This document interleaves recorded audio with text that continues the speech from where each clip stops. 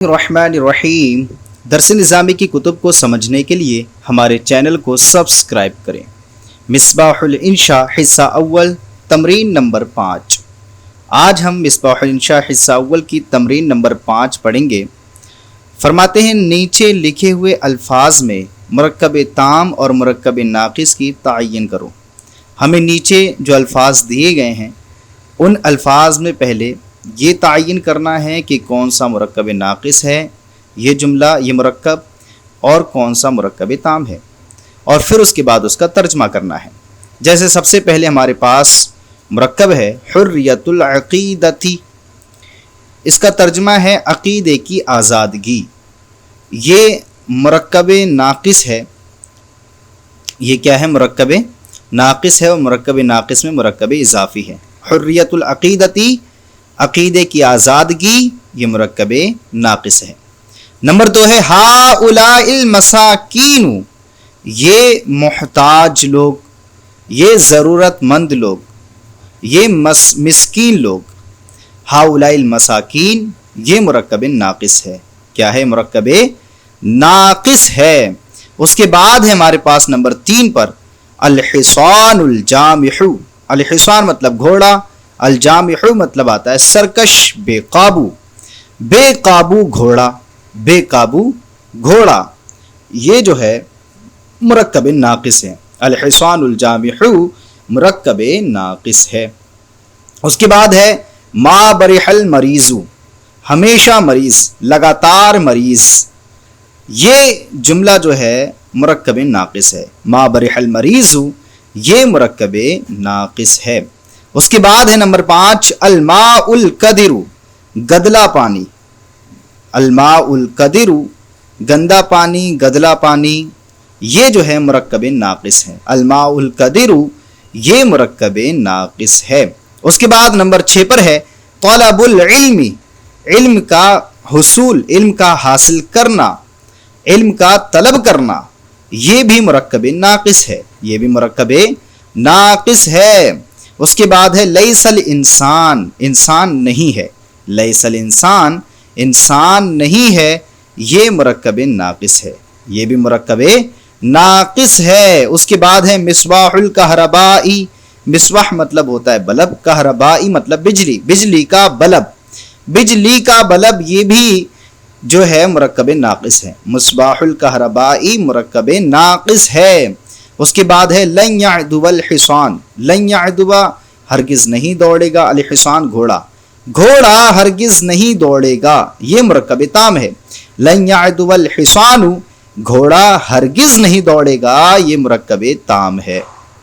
اس کے بعد نمبر 10 پر ہے الجو قد اعتدل، الجو مطلب ہوتا ہے گھوڑا، قد اعتدل درمیان ہے، یعنی الجو مطلب ہوتا ہے ہوا، الجو مطلب ہوا۔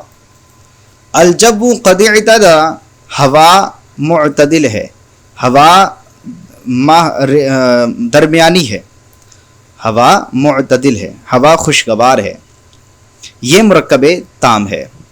الماء العذب میٹھا پانی، الماء پانی، العذب میٹھا، میٹھا پانی یہ مرکب ناقص ہے۔ الماء العذب میٹھا پانی یہ مرکب ناقص ہے۔ النور ضئیل، النور مطلب روشنی، ضئیل مطلب مدھم، کم، نور یعنی روشنی مدھم ہے، روشنی کم ہے، روشنی مدھم ہے۔